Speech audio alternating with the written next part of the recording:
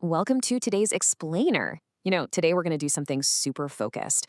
Instead of tearing through a mountain of complex data, we've stumbled on this single, absolutely profound artifact of text that we just have to unpack together.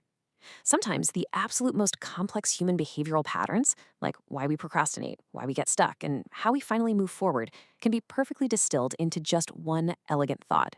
So, we're going to break that thought down, mapping out exactly how to transition from a state of total standstill to massive momentum. But right before we reveal the core source material, I want to ask you something directly. Think about your biggest hurdle right now. Got it? Okay, so can you conquer that obstacle just by looking at it? Like, can you literally defeat a massive challenge purely through intense, unbroken eye contact? Intuitively, you're probably laughing, thinking, obviously not. But actually, how often do we do exactly that in our daily lives? We just stare at our problems, our projects, our goals, endlessly analyzing them without ever actually moving a muscle. Which brings us perfectly to our source text for this entire explainer. It's literally just 15 words. You can't cross the sea merely by standing and staring at the water. Let the weight of that sink in for a second. These 15 words, they're our entire map for today's journey. It's this brilliant, undeniable truth of human nature wrapped up in a simple geographic metaphor. We're going to spend our time today extracting every single ounce of actionable strategy from this one sentence, breaking down its mechanics to see why we get trapped on the shore, and more importantly, how we finally step into the water.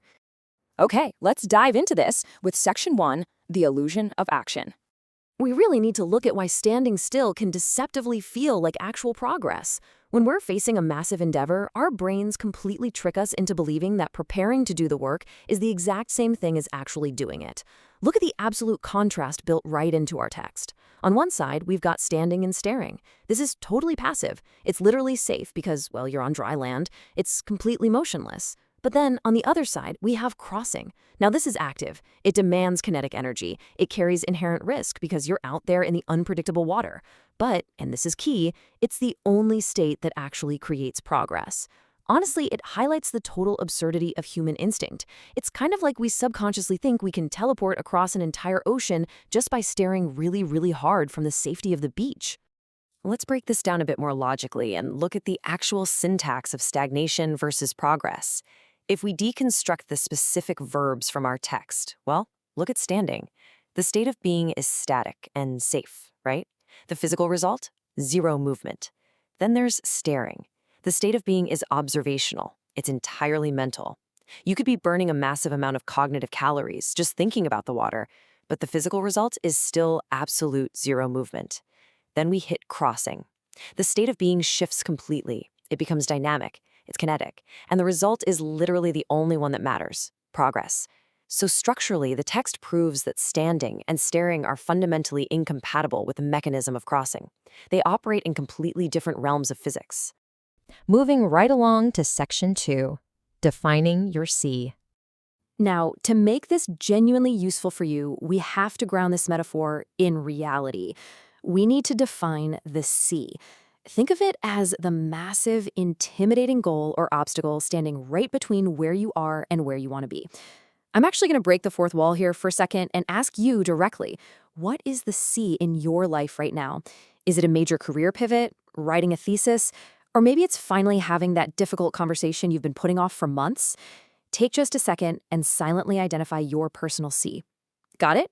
Hold on to that specific image as we keep going. Notice how the text intentionally uses the imagery of a sea. Not a puddle, not a little stream. The water is vast.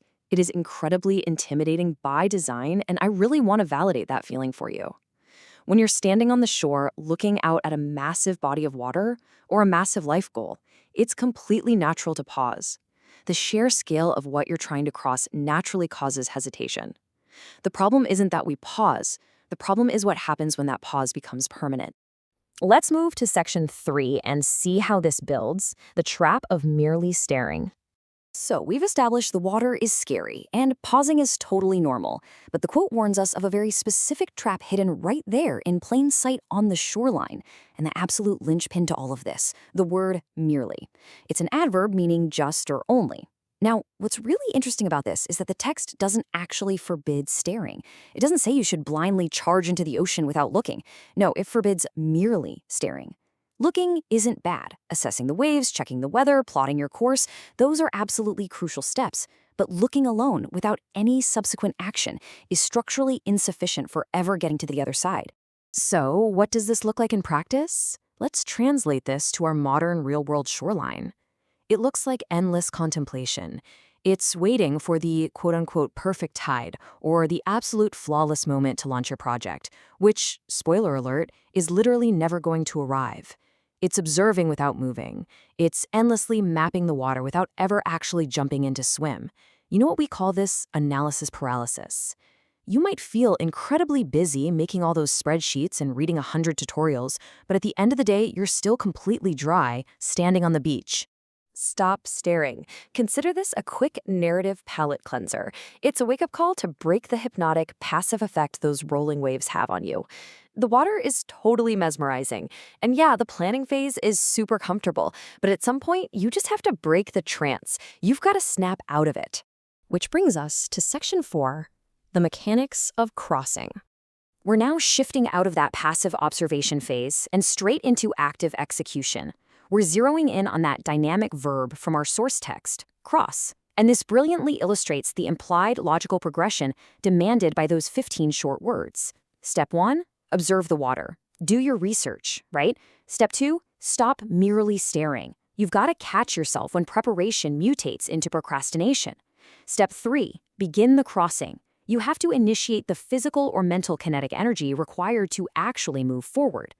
This sequence is mandatory, guys. You can't skip straight to step 3 without step 1, but you absolutely cannot stay stuck on step 2 forever. Let's map this out as a timeline of execution. Think of hour 0. You arrive. You're standing on the shore. You've identified your goal. Moving to hour 1, you're staring at the water, plotting the course, definitely feeling that intimidation. But then we hit hour 2. This is the critical inflection point, breaking the paralysis. This is where you literally put the binoculars down. And finally, hour 3, actively crossing. You are in the water. It's messy, it's difficult, but you know what? You're moving. The entire goal of personal productivity, of overcoming challenges, is really just reducing the time gap between hour 1 and hour 3. Because here is the harsh, undeniable truth of it all. The water is waiting. The sea is completely indifferent to your fears, your hesitations, and your endless planning. The obstacle is just going to sit there. The water will not cross itself. No amount of hoping, wishing, or intensely glaring at your goal is going to magically teleport you to the finish line. The environment is static. You have to be the dynamic force. And that brings us to our final part, Section 5, taking the plunge. So we've deconstructed the text, defined the verbs, mapped out the timeline. Let's summarize the core duality we've uncovered from these 15 words today. The shore's where you are. It represents contemplation, safety, and endless preparation. But the sea? That's where you cross. It represents execution, vulnerability, and actual progress. So the crucial point is this: these are mutually exclusive states. You literally cannot physically exist in both states at the exact same time. You can't be on the shore and in the sea simultaneously. You have to make a definitive, active choice to leave one behind so you can enter the other. I really want to leave you with this final, provocative thought. Think back to that specific goal, that personal sea you defined for yourself earlier in this explainer. It's there. It's totally real. Your sea is right in front of you. So, how much longer will you stand on the shore? The water isn't going anywhere, but your time definitely is. It's time to stop merely staring. It's time to get wet. It's time to cross. Thank you so much for joining me today. Take this framework, apply it to your world, and start your crossing.